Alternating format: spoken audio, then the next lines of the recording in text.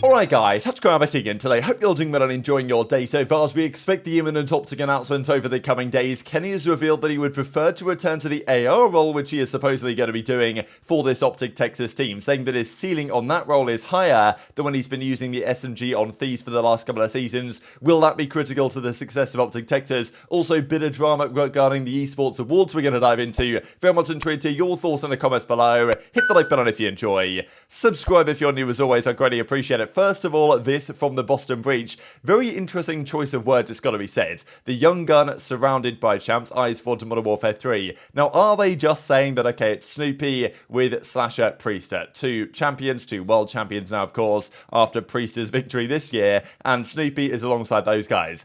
Are they also trying to suggest here that the fourth player that is as yet unknown is also a champion level player? There are a few names that have been linked to this Boston spot. I think there even was some talk that it might be a player they've previously had on their team, which there are a few SMGs the Boston have had and dropped over the last couple of years. The one that would mostly come to mind, I suppose, would be Capsidal, right? I think that he would be potentially at the top of the list there. He was on that original Boston team. Of the players that are remaining, I would say that he's the most likely, but he's not exactly a champion necessarily, whereas a player that is would be Hook, right? So I don't exactly know what's going on with Hook right now, and this is just a card from, I think, halfway through Stage 4 when he was having that ridiculous stage, especially in Search and Destroy. But 5 event wins, 1 World Championship victory, of course, for Hook back in the Modern Warfare days on Dallas Empire. So maybe just something to look at there, right? Because they're probably just talking about Snoopy with respect to Slasher and Priestahh,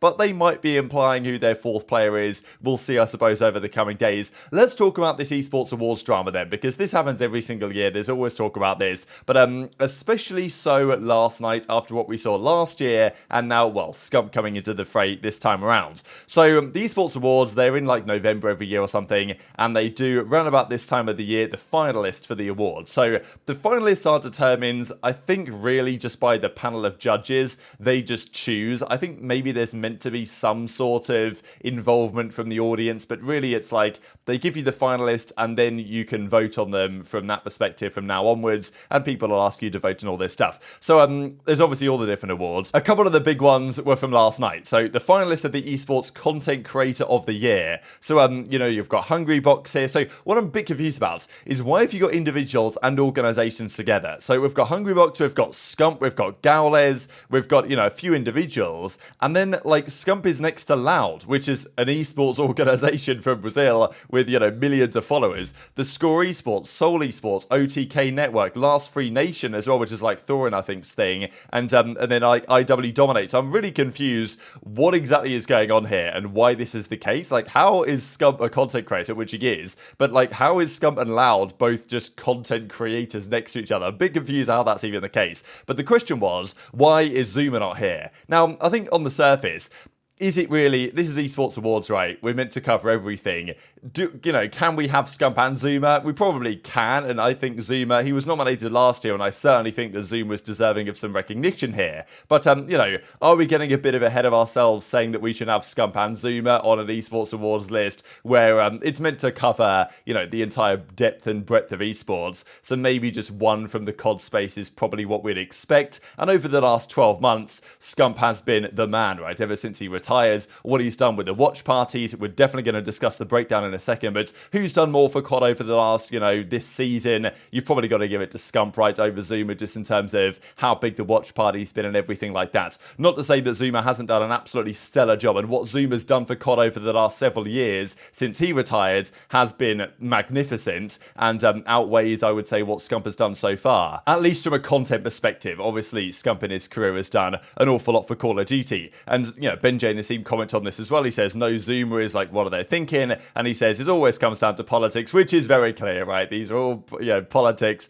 Well, you know that to be the case. Whenever the fact that every COD gets nominated for like esports game of the year, and like as soon as you see that, you know that it's not fully legit, you know what I mean? At least for the last few years, Vanguard, you know, Modern Warfare 2 will probably get nominated for esports game of the year, and it's like, well, you know, is that really justified? And, you know, Ben says, like, these awards don't really matter, but they still have some some sort of, you know, place in the conscience of the community, especially because Zuma was nominated last year. He was nominated for Esports Content Creator of the Year award last year. This is July 21st, 2022. It was confirmed last time around. So, you know, people are saying, oh, well, Zuma's not professional or his show is not professional. But it's like, well, some of the other content creators, like, aren't exactly any more professional that have been nominated there than the, you know, than Zuma's show is. And there's no representation really from FaZe at all here so far. The representation comes down pretty much to OpTic, right? And you can maybe theorize as to why that might be the case. And there's been some discussions as to, you know, exactly why the panel of judges tends to do this.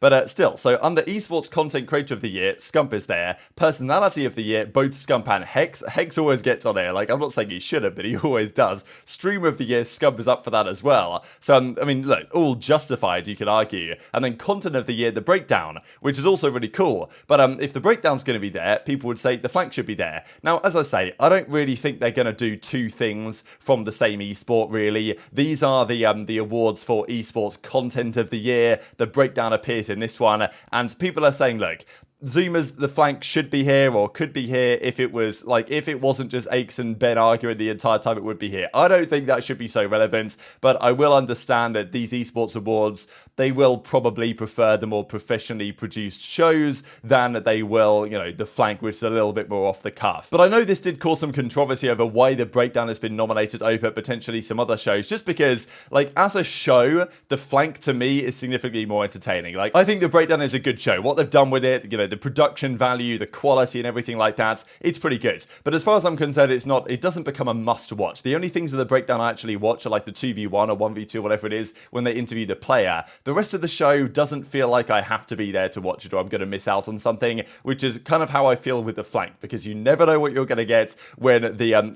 you know with the Flank you're going to get some clashes of the co-hosts, and that's generally what makes the most entertaining shows in my opinion. Scump and Method are just like, you know, at times they're too similar in their opinions, you know, they'll never say anything particularly spicy, and that's fine, that's the characters they're playing, but you know, the show isn't going to be as good as it could be as far as I'm concerned without any of those dynamics in play. So I think, you know, next season they've got to think about how they manage that a bit better. And I think there's other people that feel the same way, that the Breakdown is, you know, it's good, it's had a good start, but it's not quite a must watch at times than some of the other shows that we've had in the space have been over the last couple of years. So you know, not to say the Breakdown shouldn't get nominated and the Flank should, but I think there's been people saying, well, you know, if one was up there, maybe the other one should have been. And yeah, no real recognition from the Esports Awards on this. Not like it really matters, as we've said, these Esports Awards, it's all politics games, and there's much more that's going on in these spaces than just those award shows. But regardless, bit of, you know, spicy stuff I thought I'd mention for you guys to begin the day. But let's talk about this Kenny story then, because he was talking on stream about how he would be preferring really to return to the AR role. This is a big talking point. When he first came into Call of Duty back in Advanced Warfare, he used to prefer running the BAL, the AR weapon. But then when he joined Team Calibre in World War II, they needed, because they had accuracy and Chino, they needed an SMG. So Kenny just ran the SMG and turned out to be the best SMG in the game with the PPSH, despite the fact that the PPSH was not dissimilar, you could argue in some ways, to an AR, like how straight it shot and all this. But you know, Kenny was unbelievable with that weapon. And going forwards then, people thought, all right, Kenny's got to be on the sub, and that they tried it at the start of Black Ops 4. He used the Sorg, wasn't good with it, and then when he was on the Maddox, he was at his best, and after that he was on the AR, really. But the theory is in COD, and I think it's probably true, that your SMG players have more impact on the way the game is swayed. So do you want your best players on the SMG role if they can run it? Possibly yes. That's what Thieves did halfway through the Vanguard season. They swapped Drazah and Kenny around, put Kenny back to the sub, and they looked really good, and they won the World Championship. But Kenny says that ideally he'd prefer to be on the AR role, because that's where he feels his ceiling is at its highest. Far the most success you have had has been with SMG. Do you feel like the AR year? No. I feel like the AR year was actually my best year individually. Ready up. It's go time. I just feel like different roster changes every day did not help my situation. But I feel like in terms of my comfortability and confidence individually, I feel like my AR year was my best year. Also feel like that's why I was so good at Vanguard as well, was because I ran an AR for most of the maps that we were really good at. Just in terms of me, I feel like I'm at my best whenever I can use whatever gun I want to use in any situation. You know? I feel like I'm really good at understanding what gun is required for every situation. People don't understand how good you are on the AR. Yeah, I mean, people don't watch Call of Duty. People are just swayed by opinions that also don't know Call of Duty. But that's fine. I actually think when I was on main, I was actually the best AR in the game. Or at least I was at least top 2, top 3 men. No surprise. At the end of the day, I know my worth. Nobody will ever tell me something about myself that I know. I'm literally a world champion. I'm a champion at that. I'm a winner. That's a fact. Even people don't know, like, when I was at my most comfortable the past few years was in Vanguard, and I mean, it showed. I won back-to-back MVPs, and people will say, like, I didn't deserve the champ one. And I even agreed in my interview that I got carried in the grand finals, but if you watch any of champs,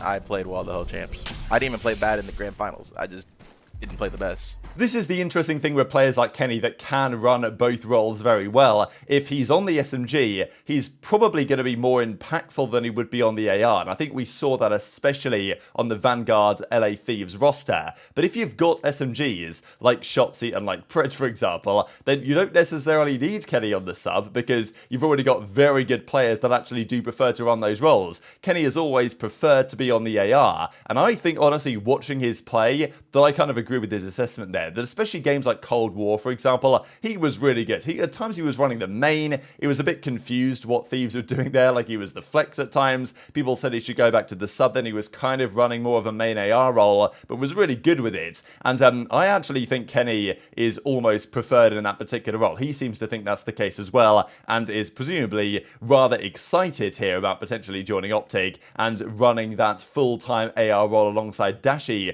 that I think can work and should work particularly well. So Kenny's obviously excited about that possibility. And I mean, look, these were some of his numbers back in the Vanguard days. This is his LAN only season on the SMG. But in fairness, a fair part of this season wasn't with the SMG only. The final 2 events, he was super good with the sub, as he was back in the World War II days with the PPSH. But outside of that, he is generally preferred, and especially a game like Black Ops 4 was at his best hands down with the Maddox in hand. So I think he can run both. He's very versatile in that way. And on most of his teams, he's pretty much kind of been the star player, so they put him where he's going to be more impactful. But on this OpTic team, he's going to have the luxury, theoretically, of playing what he thinks he's going to be able to deliver the best performances with, which is where I do think that some OpTic fans are going to be pleasantly surprised by how he delivers here going forwards. Just to close out before we finish the video then, this I thought was very interesting from Matt Fisher. Coach Matt Fisher, who's working with, well, the Subliners guys as their director of performance, effectively, for the last couple of seasons. Not exactly sure how long he's been with the Subliners, but he does post this interesting article on LinkedIn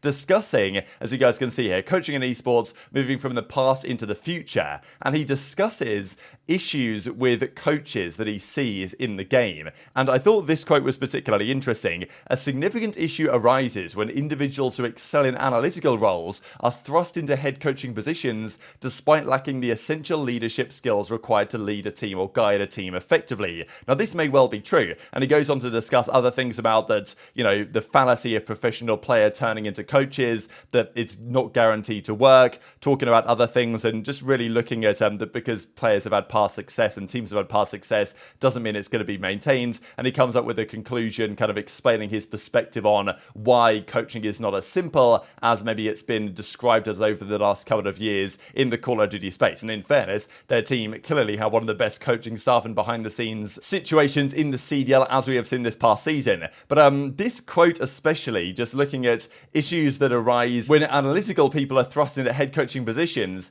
that's not happened too often aside from JP Krez, right? And JP Krez, let's not forget, formerly worked with the New York Subliners, then he joined OpTic, and now he's effectively been forced into that head coaching role. So, you know, I don't know if it's not exactly a shot at JP from, you know, even if he is talking about JP, I don't think it's a shot in his direction, but he's more saying that, like, that is not ideal and maybe held OpTic back to some extent. And that's why Karma's now coming in. But again, you know, Karma, former player, not exactly going to be a great coach, as Matt Fisher said. So pretty interesting stuff. Thought I'd mention it for you guys regardless. Very much enjoyed to hear your thoughts in the comment section below. Hit the like button if you enjoyed. Subscribe if you're new. Take care. And I'll see you next time.